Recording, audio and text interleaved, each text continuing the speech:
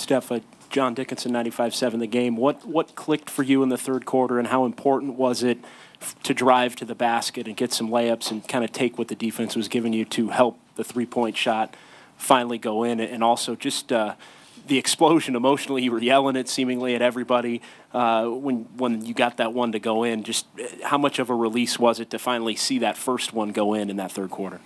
I mean, it was big. It was frustrating more so because I had the right intentions in the first half and I think I shot 6. I got 5 wide open threes that only one of them went in. So I guess I always say you never lose confidence. I knew, keep searching in the right ways to find some openings and things to work. Obviously, I got the first play of the third quarter and got to the free throw line on an and one and saw the ball go in. And from there, was just in the right place at the right times and made a lot of shots. And I think our offense was really flowing when it comes to just hitting singles, as coaches would always say, and taking care of the ball and looking for good shots on every possession. And from there, it was kind of an avalanche and it felt good. Steph, over here, Chris Haynes, ESPN. You reminded everybody in the third quarter, and I'm paraphrasing that this I already is know. This is your I blacked out. I blacked out. Well, was that?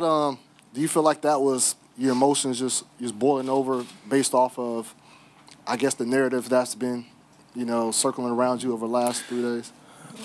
A lot of it's just talking to myself almost. Like, you got to be your biggest fan sometimes. And no matter what questions I was, being asked over the first 2 games or what the expectation was, I have the highest expectations for myself. And you just got to find whatever it is to get you going. So, obviously it felt good.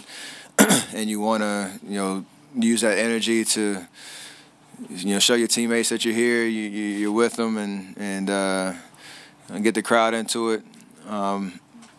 But it's one game, and you got to have that same type of energy and intentions and focus in the next game and the right approach. So, did my job tonight. Got to do it again.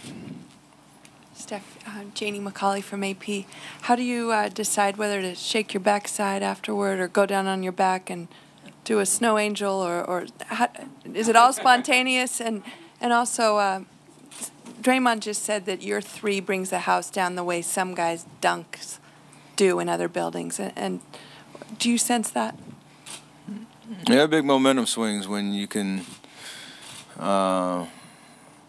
There's obviously that anticipation. When you come in transition or you find an open look, there's a collective hush in the crowd, especially in this building, and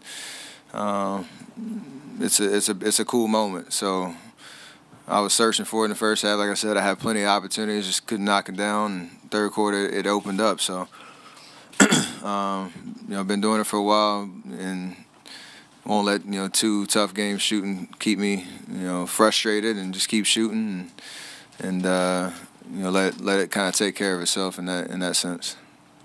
Steph, Mark Spears, ESPN.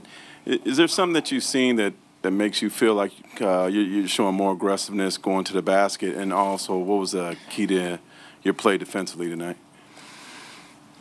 When you think about the way that they play defense, they do a lot of switching. They try to press up on the three-point line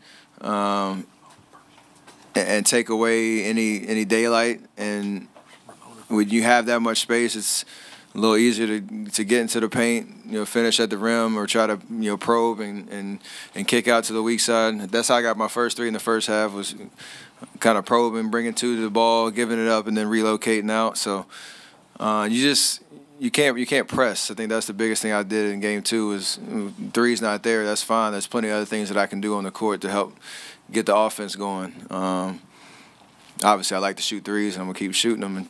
But you gotta be smart about how you orchestrate the offense and orchestrate those type of possessions. And defensively, we were just solid. Like I said, just one-on-one defense. Great scores on the other side of the ball, and whether you play good defense or not, they can still get a bucket. But we can't have breakdowns when it comes to having 2 on the ball or getting a direct blow by where there's no help. All that type of stuff, and just taking those challenges on. And over the course of the series, you gotta kind of got to just man up and try to get as many stops as you can. Steph, over here. Ramona Shelburne with ESPN. We're all going to probably make a big deal about your little swear jar moment and everything, but how much does that compare to what Draymond talks about every single day when he's quarterbacking that defense, and how important is his intensity and quarterbacking of the defense to what you guys do back on that side of the ball?